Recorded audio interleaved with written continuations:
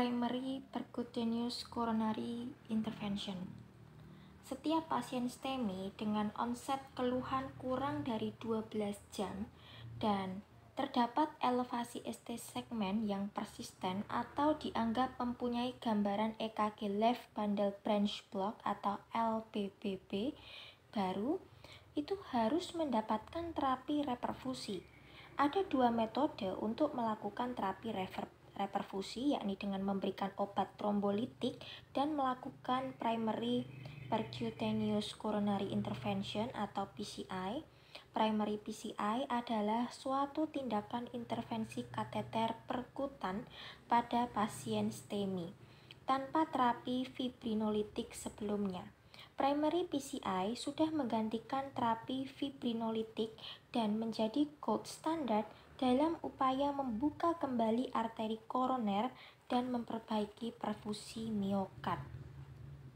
Guideline terbaru saat ini merekomendasikan untuk melakukan transfer pasien yang datang ke rumah sakit yang tidak bisa melakukan primary PCI ke rumah sakit yang mampu memberikan layanan primary PCI apabila jarak antara first medical contact atau FMC dengan pelaksanaan primary PCI di rumah sakit rujukan bisa ditempuh dalam waktu kurang dari 120 menit. Ketika hal ini tidak bisa dilakukan, seperti pada banyak kasus di berbagai daerah di seluruh dunia, strategi farmakoinvasif yang terdiri dari fibrinolisis awal dan diikuti dengan transfer ke sebuah rumah sakit yang bisa melakukan PCI untuk dilakukan, baik itu rescue PCI pada pasien yang mengalami kegagalan terapi trombolitik ataupun untuk dilakukan suatu angiografi koroner non-urgent agar bisa menentukan perlu tidaknya tindakan revaskularisasi dalam waktu 3 sampai dengan 24 jam berikutnya. Jumlah primary PCI akhir-akhir ini semakin meningkat di berbagai negara di dunia, yakni kurang lebih sebesar 25 sampai dengan 50%. Pada data yang diambil dari The Global Registry of Acute Coronary Events atau GRACE, didapatkan primary PCI rate yang jauh lebih tinggi, yakni 26,7% apabila dibandingkan dengan thrombolysis rate, yakni 4,7%. Di Eropa, primary PCI mengalami peningkatan yang signifikan sejak tahun 2000, yakni sebesar 49,6% dan trombolitik menjadi hanya 4,8% per tahun. Jumlah primary PCI itu didapatkan paling tinggi di Jepang, yakni 75 sampai dengan 94% dibandingkan dengan negara-negara lain, yakni 5,5 sampai 49,6%. Mortalitas pasien STEMI sudah mengalami penurunan pada dekade terakhir. Hal ini dikarenakan adanya perbaikan strategi reperfusi pada pasien STEMI. Pada berbagai penelitian, dikatakan primary PCI memberikan keuntungan yang lebih banyak jika dibandingkan terapi trombolitik, di antaranya penurunan signifikan angka mortalitas dalam 30 hari pertama, penurunan angka Major Adverse Cardiovascular Event atau MACE, pendarahan intrakranial, dan stroke. Masuk ke bab isu waktu pada primary PCI. Manfaat paling besar itu akan didapatkan jika terapi reperfusi bisa dilakukan dalam 2 sampai dengan 3 jam pertama sesudah onset keluhan atau gejala muncul. Dikatakan penyelamatan otot jantung atau myocardial salvage paling besar didapatkan pada rentang waktu itu. Bagaimanapun juga, primary PCI itu berkaitan dengan angka mortalitas yang lebih rendah dibandingkan trombolitik pada semua interval waktu. Didapatkan fakta bahwa trombus yang lebih lama akan lebih resisten terhadap terapi trombolitik, sedangkan terjadinya rekanalisasi pada primary PCI terhadap waktu reperfusi adalah independen.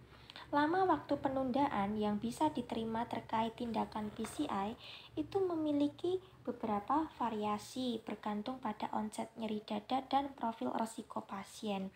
Pada penata laksanaan STEMI, mindset yang harus diterapkan adalah time is muscle atau penundaan waktu reperfusi sejalan dengan hilangnya miokardium atau time delay equals myocardium loss. Sehingga tujuan terapi kita itu adalah bagaimana caranya mencapai reperfusi sedini mungkin di setiap skenario. Maka oleh karena mortalitas dan morbiditas pasien STEMI itu meningkat ya, seiring dengan penundaan waktu terapi, berbagai protokol STEMI sudah dibuat dengan metode dan teknik yang beragam, semuanya itu memiliki tujuan untuk memperpendek atau mempersingkat total waktu iskemi miokard, ya, total ischemic time.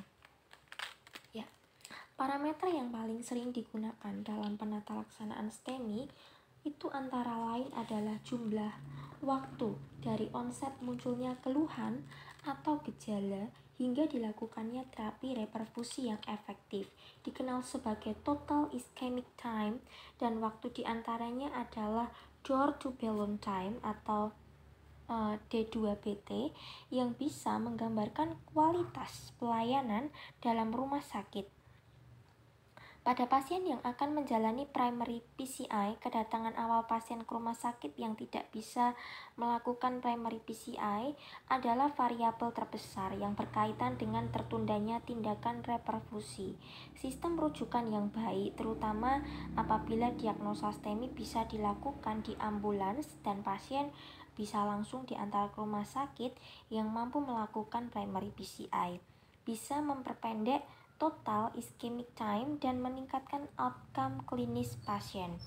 Waktu door into door out atau DIDO didefinisikan sebagai durasi waktu saat pasien tiba di tempat pelayanan kesehatan atau rumah sakit pertama hingga pasien dirujuk ke rumah sakit yang dapat melakukan PCI.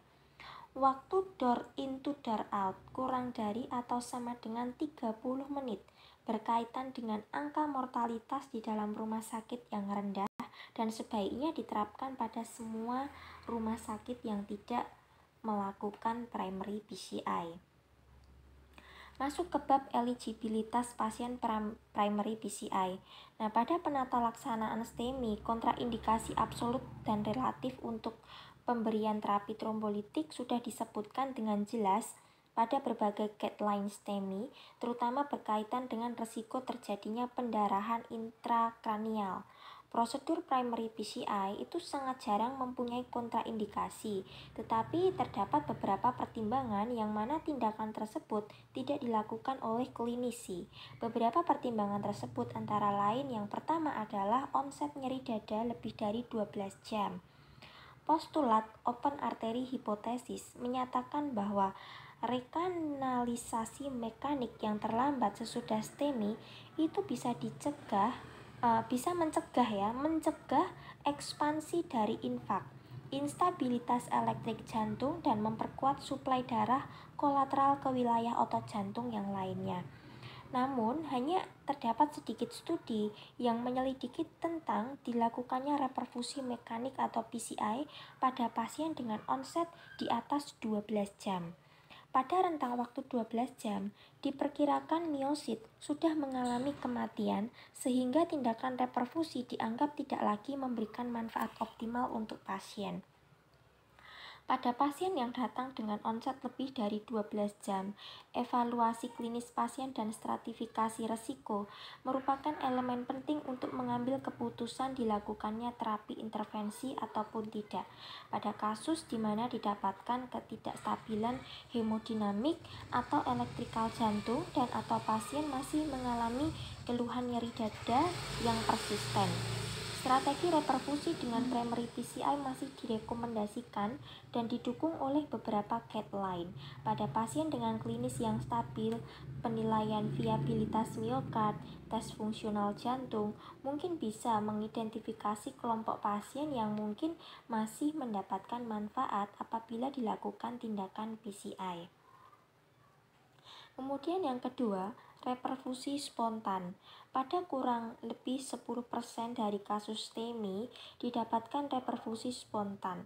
Reperfusi spontan itu didefinisikan sebagai adanya resolusi dari gambaran elevasi segmen ST kumulatif pada EKG sebesar 70% dibandingkan dengan EKG awal, serta diikuti dengan penurunan keluhan nyeri dada sebesar 70%. Pada analisa subgrup dari studi Assessment of Paclizumab in Acute Myocardial Infarction atau APEX-AMI, reperfusi spontan itu didefinisikan sebagai didapatkannya gambaran angiografi dengan trombolisis in myocardial infarction atau TIMI flow grade 3 pada pembuluh darah yang terkena culprit vessel. Sebelum PCI dilakukan injeksi kontras pertama, pada analisa multivariat, adanya reperfusi spontan secara signifikan berkaitan dengan insiden terjadinya mortalitas dalam 30 hari, gagal jantung kongestif, serta ACS berulang yang lebih rendah. Reperfusi spontan yang ditegakkan melalui kriteria EKG juga berkaitan dengan angka mortalitas yang lebih rendah dibandingkan dengan kriteria TIMI flow. Temuan ini sesuai dengan konsep bahwa resolusi segmen ST merefleksikan adanya rekanalisasi dari culprit epicardial vessel serta aliran mikrovaskuler pada tingkat seluler yang lebih baik. Pasien yang mengalami reperfusi spontan dengan kondisi klinis yang stabil adalah pertimbangan tidak dilakukannya terapi reperfusi. Kemudian untuk yang ketiga, kondisi komorbid yang menyertai. Pasien yang mempunyai komorbid penyakit yang cukup berat dan mempunyai usia harapan hidup di bawah 1 tahun juga merupakan pertimbangan tidak dilakukannya primary PCI. Ya, masuk ke yang keempat. Yang keempat, kelompok usia oktogenarian. Hingga saat ini masih menjadi kontroversi apakah usia yang sangat lanjut itu merupakan kontraindikasi dilakukannya primary PCI.